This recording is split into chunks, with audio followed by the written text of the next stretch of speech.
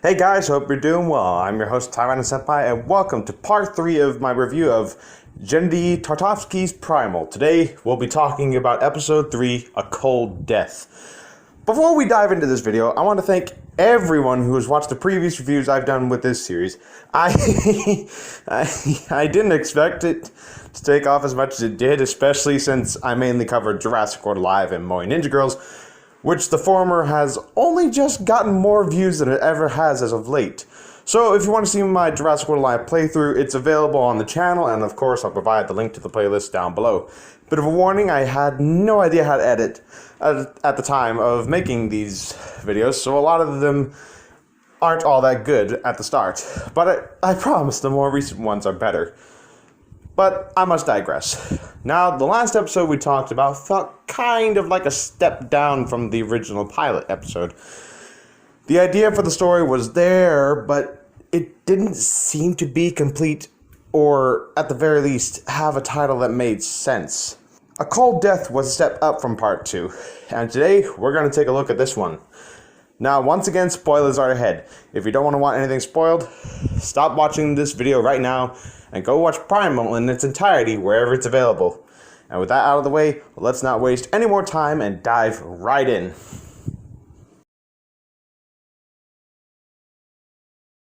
The episode begins in a frozen landscape in a snowstorm. Traveling through the snow is a herd of mammoths led by a matriarch. Now, this is a pretty awesome looking intro to the episode, as it allows us to see things from a perspective that isn't spears or fangs.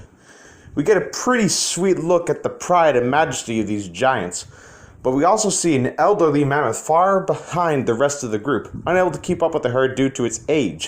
It eventually gets lost in the storm and attempts to find them again. Just as it's about to head down a steep hill, Spear launches an attack, stabbing the mammoth's back with his spear. Soon after, Fang joins the fray, assisting Spear in the hunt. The fact that the two of them are working together to take down such big and dangerous game just shows that the bond between the two of them has remained the same since the ending of episode 2. After Fang pins the old mammoth down, Spear delivers a decisive blow to its head, ultimately taking its life. But it appears that Spear is troubled. He doesn't seem triumphant about getting a kill. Instead, he seems sad. This bit kind of reminds me, and probably a lot of other people, about Avatar, because the Na'vi would give praise to the animals they've slain to thank them for the sacrifice. After eating a portion of the corpse, Spear builds a makeshift sleigh to carry the meat and fur he and Fang had. We see that the bond between these two is still a work in progress, as Fang doesn't help Spear pull the sleigh when he lifts the mammoth tusk up to her.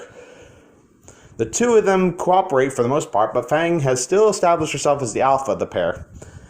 As the two track through the snow, another snowstorm hits. In the midst of it all, Fang has been separated from Spear. What happened afterwards surprised me. Fang starts calling out for Spear, and judging by her expression, she's concerned that something happened to him. She looks and sounds desperate and fearful for Spear. Aw, poor baby.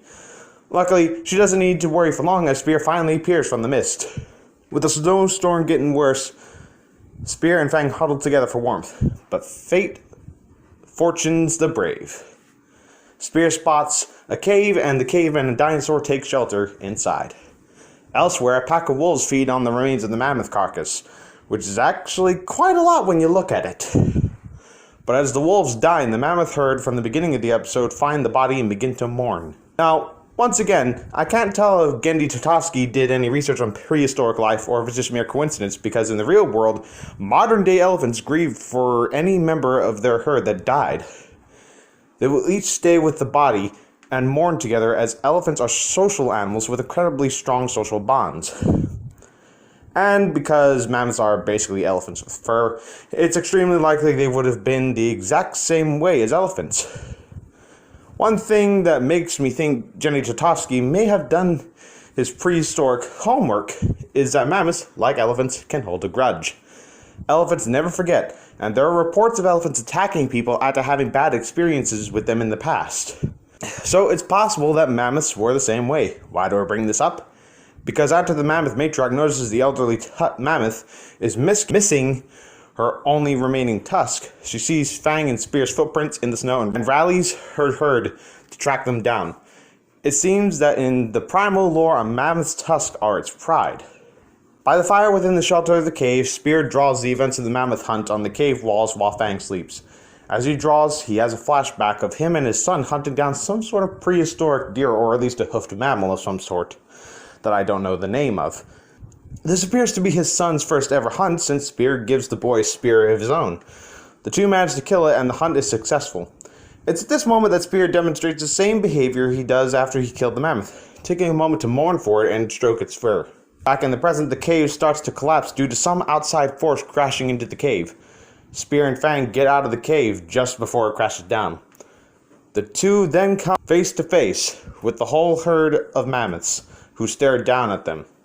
What ensues is an epic fight scene of Spear and Fang against a whole group of these giants. That, for some odd reason, reminded me of the standoff between Martha and Matilda in Prehistoric Park, the last time I saw a Tyrannosaurus Rex fight a woolly mammoth. Spear is overpowered and falls into the rocks of the fallen cave while Fang continues to brawl, maiming and maybe even killing mammoths as she does.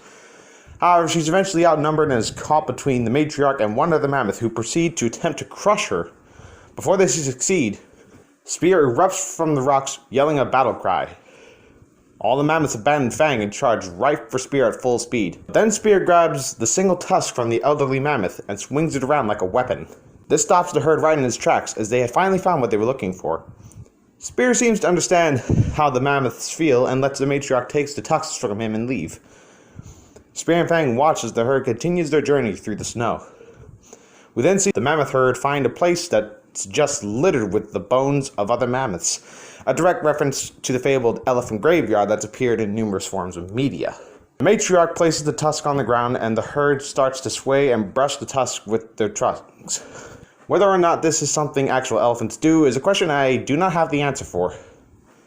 But the way this scene is done is so beautiful and somber. It's not a happy ending by no stretch of the imagination, but it gives us a glimpse into the life of other prehistoric fauna in the Primal franchise. All in all, I have to give this episode a 4 out of 5 score. It was executed brilliantly. We got to see the harsh world of Primal from the view of a different creature. And, just for pandering, I am rather fond of mammoths. I hope you guys enjoyed this episode and that you're looking forward to the next episode, Terror Under the Blood Moon, which, in my opinion, is the most insane installment in Primal so far. If you enjoyed today's video, leave a like, subscribe today, hit that notification bell so you don't miss anything new. Link to the Discord description down below, and until next time, this is Tyranno Senpai signing off. Alrighty then. Take care now. Bye-bye then.